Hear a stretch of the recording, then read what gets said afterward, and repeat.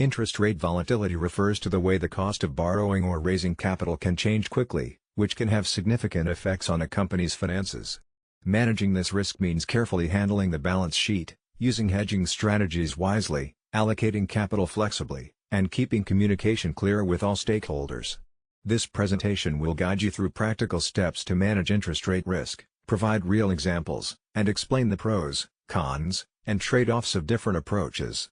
The principles discussed apply broadly across industries and company sizes, while the specific tactics are designed to be practical and adaptable, whether you're running a small business or a large corporation. Interest rates impact almost every financial decision, from increasing interest expenses and tightening debt covenants, to raising the discount rates that affect project valuations, and altering the cost and return on working capital and liquidity. Understanding these impacts is key to making informed financial and strategic decisions in a changing interest rate environment. Companies with strong pricing power have the advantage of passing on cost increases to customers, while others need to manage costs carefully through efficiency improvements. Interest rate volatility is important because it influences when and how businesses take action, impacting deals, refinancing options, and hedging strategies.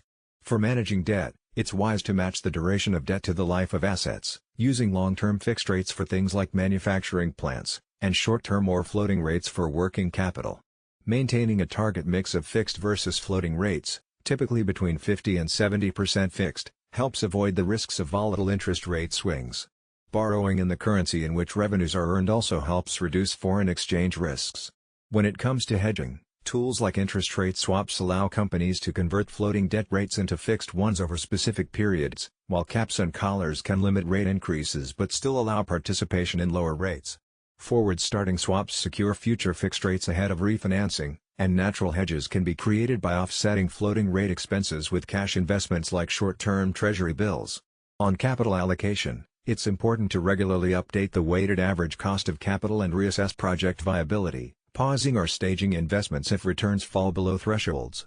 Staggering large capital expenditures keeps flexibility and protects against locking in expensive funding for projects with uncertain timing, while buybacks and dividends should be timed based on their return versus the benefits of reducing debt, especially when spreads are wide.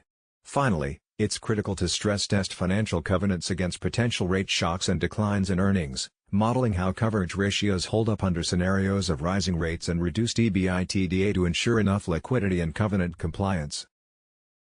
It's important to proactively negotiate headroom by adjusting covenant levels or definitions when renewing facilities, especially during volatile periods, to avoid surprises. Building a resilient cash buffer, typically 3 to 6 months of operating expenses, alongside committed undrawn credit lines, helps ensure liquidity in uncertain times. On pricing, procurement, and contracts, where possible, adjust pricing to reflect changes in financial costs, using mechanisms like surcharge frameworks. For longer-term agreements, link contracts to benchmarks with rate pass-through clauses or index-linked pricing to share or mitigate risk.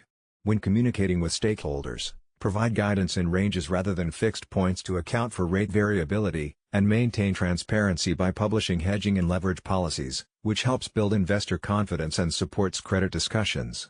It's also crucial to educate the board on rate sensitivities, hedge accounting, and trade-offs to ensure informed decision-making.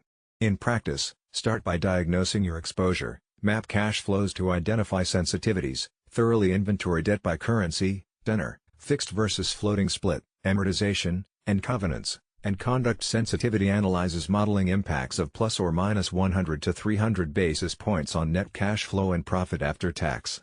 Next, set clear policy targets including a fixed to floating ratio, align debt duration with asset life and strategy, and liquidity buffers based on expected debt service. When choosing hedging instruments, use a layering strategy to avoid timing risks, balance costs against flexibility with tools like caps or swaps, and ensure hedge documentation meets accounting standards to limit profit and loss volatility. Finally, review and reprice capital projects as part of the comprehensive approach to managing interest rate volatility. It's important to update your WACC and IRR by applying the latest rates to your investment decisions and revising hurdle rates accordingly. Non-critical capital expenditures should be deferred or staged when returns are marginal under current rates. Taking a portfolio view helps by shifting focus to projects with faster paybacks and lower sensitivity to rate changes. When optimizing liquidity and working capital, segment your cash into operational, buffer, and investment buckets, investing any surplus in short-duration, high-quality instruments. Tighten days sales outstanding by offering incentives and try to negotiate longer payment terms where it won't harm supplier relationships. Securing committed credit lines early and negotiating covenants that realistically reflect volatility is key. On governance and reporting, use monthly dashboards to track interest expenses, the mix of fixed versus floating debt, coverage ratios, and hedge effectiveness. Share scenario analyses with management and the board, and set clear trigger thresholds for actions such as increasing hedges if floating exposure exceeds 50% or if forward curves shift by more than 100 basis points. For example, a mid-market industrial manufacturer with a $250 million revenue faced a 40% rise in interest expense and tighter interest coverage due to floating rate debt. By mapping exposure, layering interest rate swaps, purchasing caps on revolvers, increasing cash buffers, and adjusting pricing with key customers, the company improved coverage despite high rates and avoided covenant breaches. This shows how a layered hedging strategy, combined with operational tweaks, can stabilize cash flow without locking in rates at once, balancing flexibility and risk. We started by resetting capital allocation after recalculating the weighted average cost of capital, recognizing that higher rates had lowered discounted cash flow valuations, especially for long-term projects. A partial deleveraging was executed by retiring $75 million of debt at a discount in the open market rather than pursuing aggressive buybacks.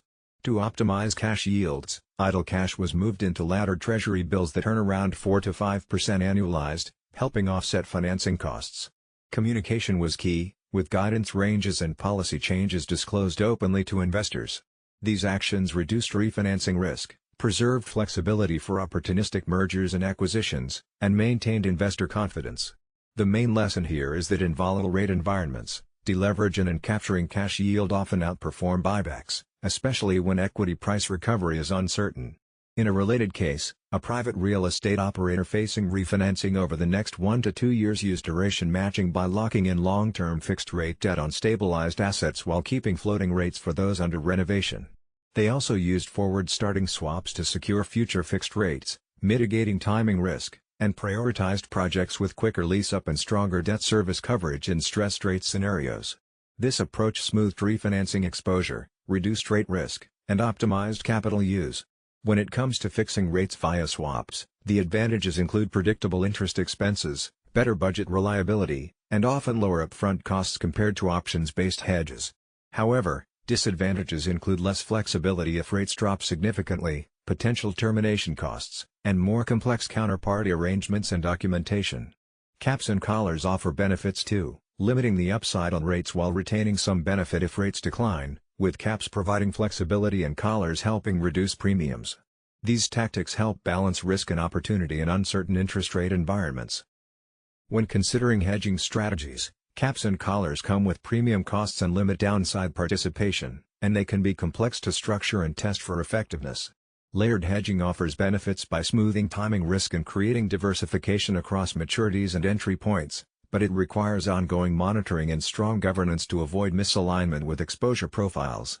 Deleveraging in environments with high rates can reduce refinancing risks and improve coverage ratios, giving more strategic flexibility, although it might carry an opportunity cost if other investments perform better and could signal a lack of growth plans to investors. Maintaining liquidity buffers and committed lines enhances resilience to shocks, protects against drawdowns and covenant breaches, and builds confidence among credit stakeholders. But it comes with carrying costs and can potentially reduce the impetus for deeper structural fixes.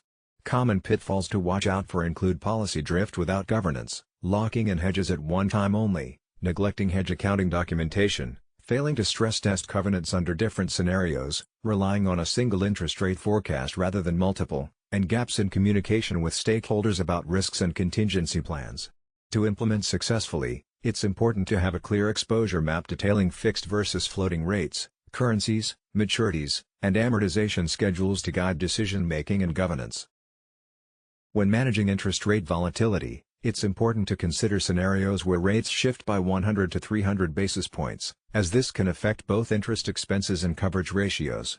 Setting clear policy targets helps, such as deciding the right mix of fixed and floating debt, managing duration, and maintaining liquidity buffers.